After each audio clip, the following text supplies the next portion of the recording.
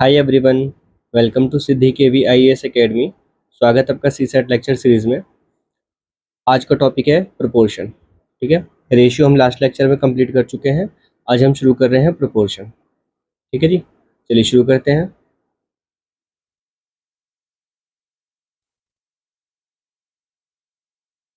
Proportion का definition क्या है? An equality of two ratios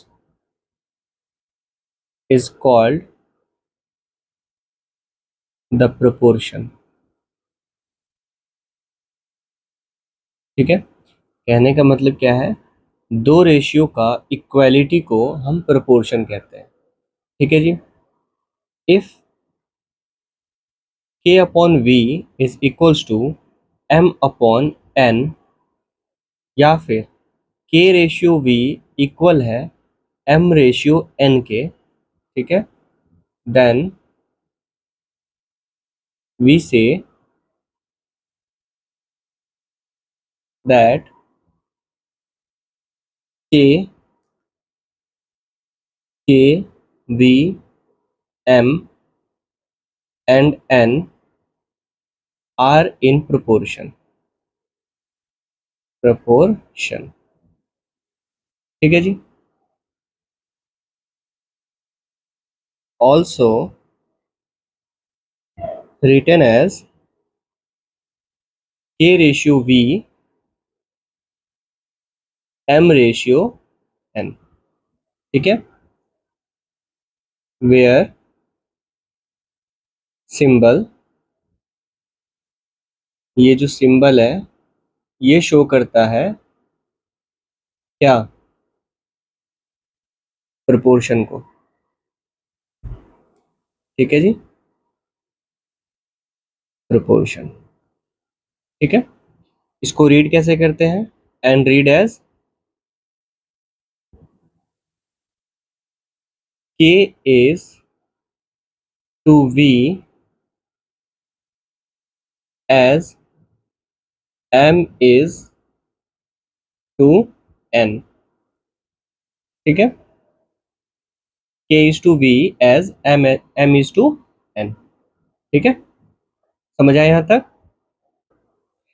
एक और बात कि k रेशियो v जो है इसको बोलते हैं एक्सट्रीम्स। क्या कहते हैं? एक्सट्रीम्स। ठीक है, और m रेशियो n है, इसको कहते हैं मीन्स। ठीक है जी, एक्सट्रीम्स एंड मीन्स। यहां तक समझ आया? ठीक है, अब प्रोपोर्शन के कुछ रूल्स पढ़ते हैं। ठीक है जी,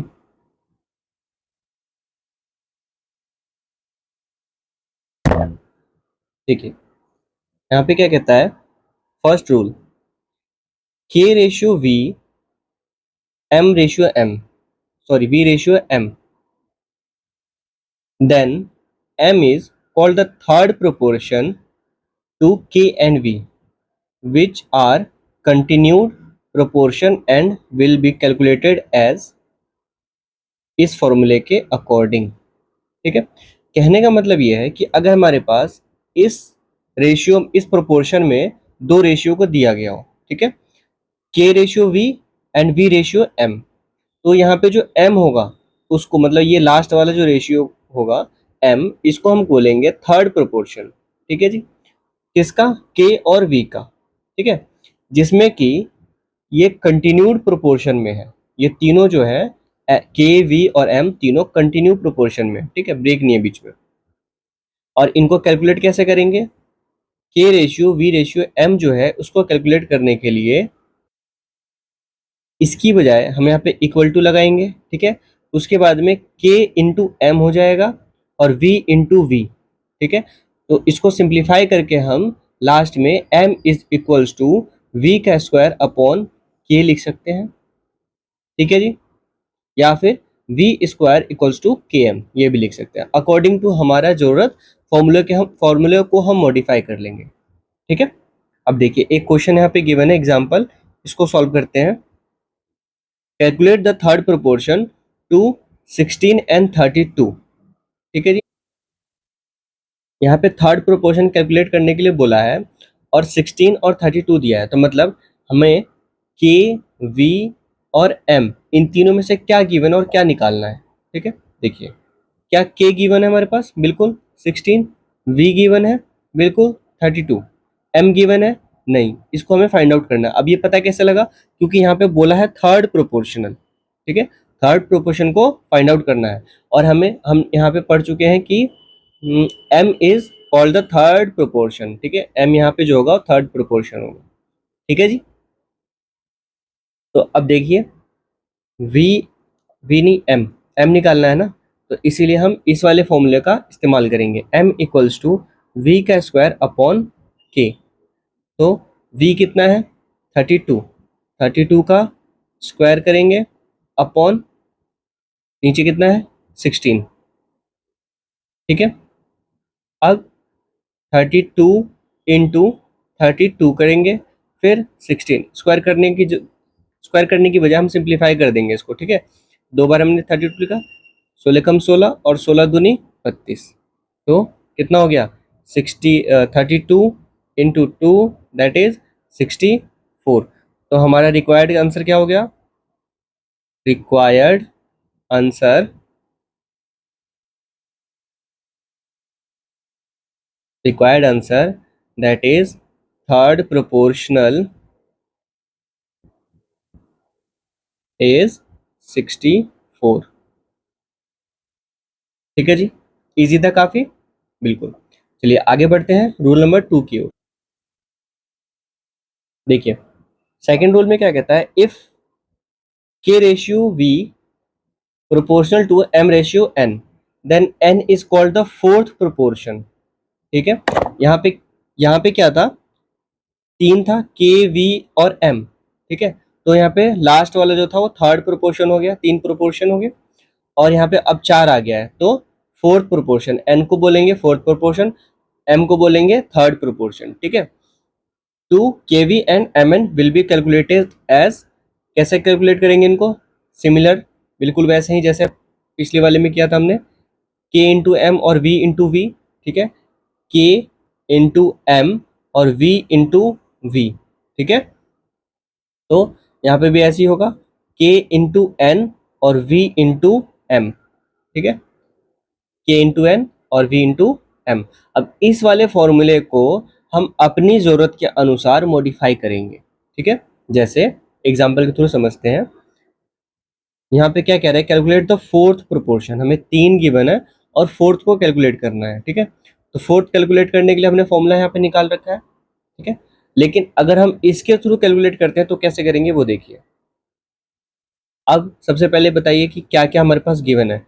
फोर्थ प्रोपोर्शन निकालने को बोला जा रहा है, इसका अर्थ यह है कि एन हमारे पास गिवन नहीं है, एन हमें निकालना है। ठीक है, एन हमें निकालना है, बाकी गिवन है, ये है के, ये वी और ये है एम। ठीक है जी, अब देखिए K into N is equals to V into M, ये हमें पता है। ठीक है, अब क्या करेंगे, अब आगे के की वैल्यू कितनी है 3 इंटू एन, एन हमें नहीं पता, वी कितना है 7 इंटू 9 एम। ठीक है, 3 इंटू एन और यहाँ पे कितना है 7 निम 63, 63। ठीक है जी, अब यहाँ पे 3 जो है ये मल्टीप्लाई के साथ है, इधर जाएगा तो क्या हो जाएगा, यहाँ जाएगा तो ये हो जाएगा डिवाइड। ठीक है, तो n is equals to 63 upon 3। ठीक है, तो 3 दूनी 6, 3 एकम 3, 21। तो n की वैल्यू कितनी आ गई, n की वैल्यू आ गई 21 आंसर। ठीक है, तो हमारा फोर्थ प्रोपोर्शन क्या निकल गया, फोर्थ प्रोपोर्शन इक्वल्स टू 21। ठीक है जी, यहाँ तक किसी को कोई समस्या। चलिए आगे बढ़ते हैं रूल नंबर 3 की ओर। रूल 3 में क्या कहता है, mean proportional between K and V is root K V. ठीक है जी। Let mean proportional between K and V be X, then K ratio X is proportional to X ratio V, तो K V equals to X का square. ठीक है, जहां पे x क्या होगा, रूट के वी। ठीक है जी। ऐसे में यदि आपको कहा जाता है कि मीन प्रोपोर्शनल निकालना है, ठीक है, बिटवीन के एंड वी, तो मीन प्रोपोर्शनल निकालने का क्या होता है, रूट के वी। ठीक है जी। जहां पे इसको अगर हम लिखें प्रोपोर्शनल में, तो कैसे लिखते हैं, K ratio X is proportional to X ratio V. ठीक है जी। अब इसको जब हम मल्टीप्लाई करेंगे तो कैसे करेंगे, के इंटू वी, और फिर ये बीच वाला x into x, that is x का स्क्वायर। तो बिल्कुल भी डिफरेंस नहीं है, सिमिलर टू रूल नंबर 1। ठीक है जी, समझ आया। अब देखिए एग्जाम्पल के थ्रू समझे हम, तो क्या है, what will be the mean proportional between 4 and 25। मतलब हमारे पास क्या गिवन है, के और वी, ये गिवन है हमें, के एंड वी गिवन है, और निकालना है क्या है, root K V. Root K V मतलब X is equals to root K into V. ठीक है, ये निकालना है हमें। तो अब सॉल्यूशन देखते हैं। देखिए फॉर्मूला के according x is equals to root K V है, तो k कितना है, रूट k कितना है 4, इंटू वी कितना है 25।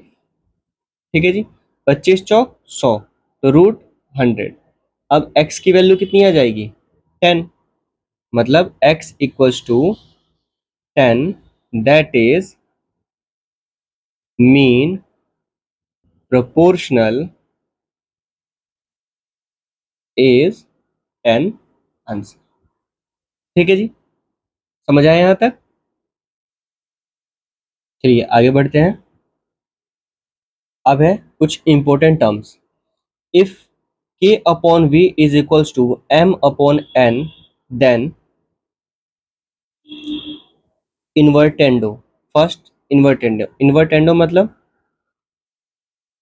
जैसे यहाँ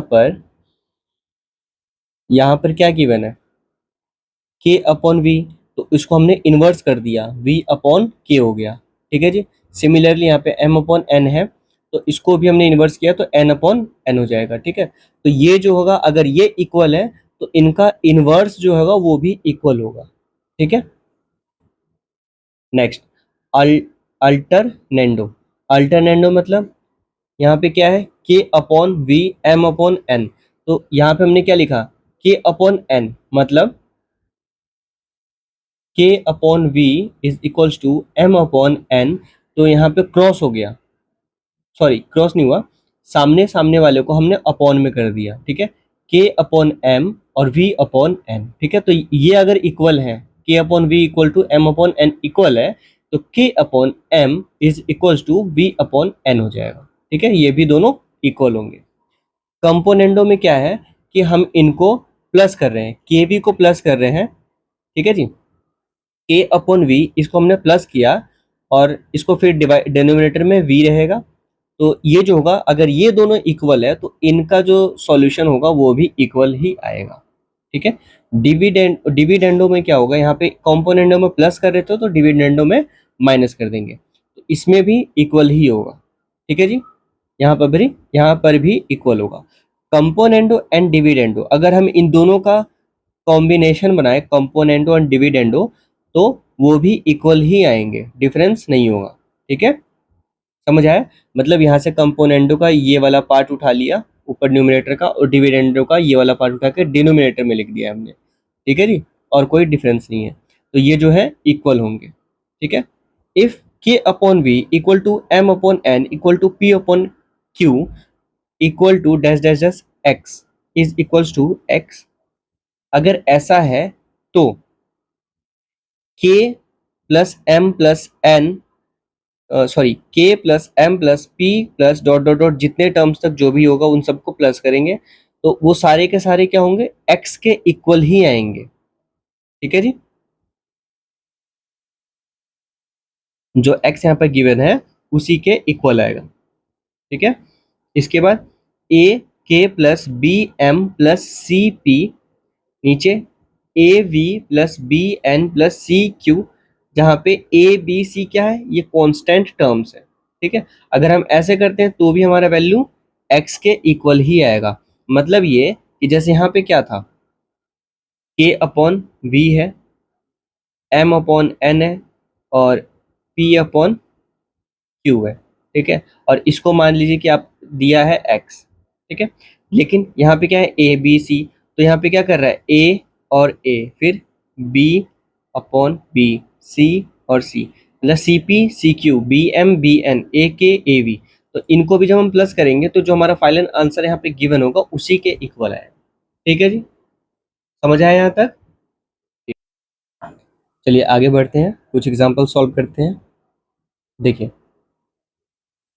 14th एग्जाम्पल में क्या कहता है, find the value of A plus B upon A minus B if A equals to B equals to 5/3। हो जाएगा, ये काफी सिंपल है। ए क्या बोल रहा है, ए की वैल्यू 5 और बी की वैल्यू 3। ठीक है, तो ए plus B upon A minus B है, तो ए क्या है, 5 प्लस 3 अपॉन ए 5 माइनस बी कितना है, 3। ठीक है, अब क्या हो गया, 5 और 3 8, और 5 में से 3 माइनस करेंगे तो 2। अब सिंप्लीफाई करेंगे तो 4। ठीक है, तो हमारा आंसर कितना है, 4/1, 4/1। ठीक है, या फिर 4:1। ठीक है जी, समझ आया यहाँ तक? ठीक है, अब देखिए नेक्स्ट क्वेश्चन में 15th में क्या कहता है, if 3 upon a equals to 18 upon b equals to 24 upon c is equals to 9 upon 5, then find the value of a b c, sorry a plus b plus c। अभी हमने last में जो formula देखा था ये वाला, ठीक है, इसके according as we know k upon v equals to m upon n equals to p upon q is equals to x। ठीक है, then k plus m plus p upon v plus n plus q is equals to x। ठीक है, so 3 plus 18 plus 24 upon a plus b plus c is equals to 9/5। ठीक है, अब क्या करेंगे, अब इसको करेंगे हम क्रॉस मल्टीप्लाई। ठीक है, क्रॉस मल्टीप्लाई कैसे होता है, ऊपर वाले टर्म्स को, पूरे टर्म्स को नीचे डिनोमिनेटर से इक्वल टू के उस साइड जो है डिनोमिनेटर उससे मल्टीप्लाई करेंगे, और जो डिनोमिनेटर है उसको न्यूमरेटर से मल्टीप्लाई करेंगे सारे टर्म्स को। ठीक है, 5 इंटू या फिर 3 18 प्लस 24। ठीक है, अब क्या करेंगे, अब ये जो इक्वल टू साइन था बीच में, यहाँ से इक्वल टू नहीं दिख रहा है,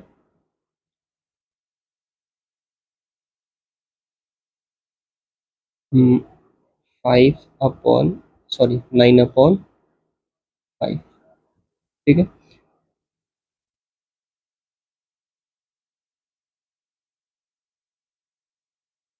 ठीक है जी, तो अब क्या करेंगे, अब ये इक्वल टू है तो बीच में इक्वल टू आ जाएगा। ठीक है, अब इसके बाद में अब इस वाले टर्म को हम लिखेंगे, तो 9a+b+c।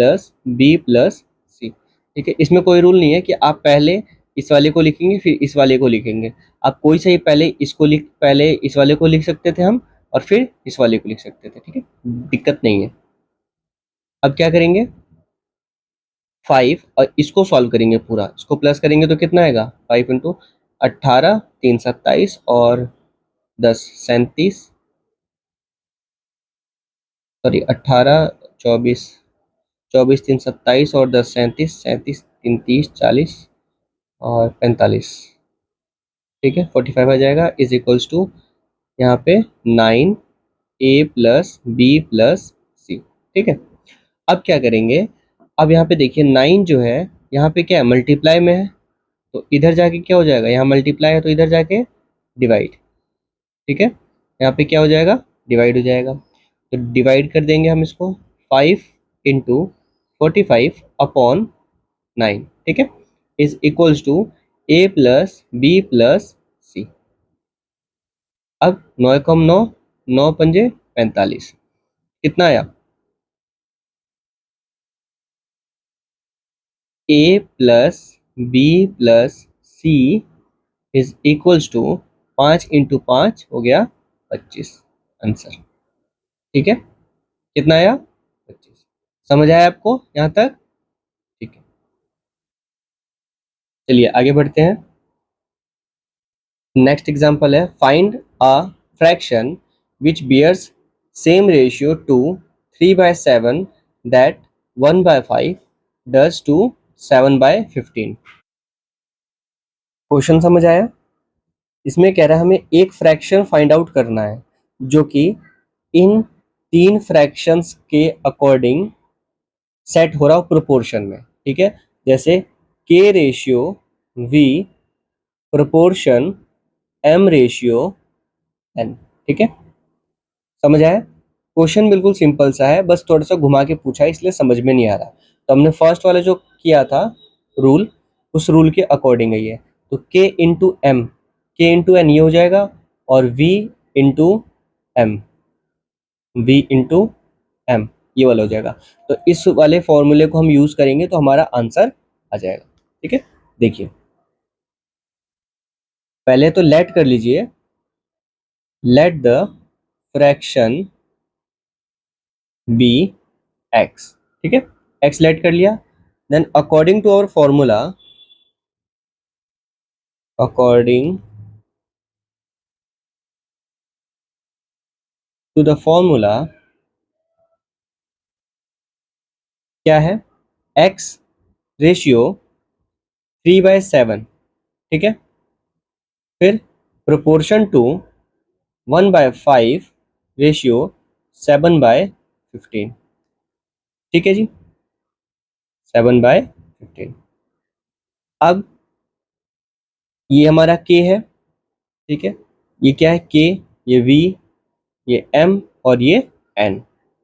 ठीक है जी, तो इसके अकॉर्डिंग ही हम उसको मल्टीप्लाई करेंगे। तो x into 7/15 is equals to 3/7 into 1/5। यहां तक समझ आया? ठीक है, अब इसको सिंप्लीफाई करेंगे तो क्या होगा, 7x/15 इज इक्वल्स टू 3/7×5 35। ठीक है, अब क्या करेंगे, यहां से हम क्रॉस मल्टीप्लाई करेंगे,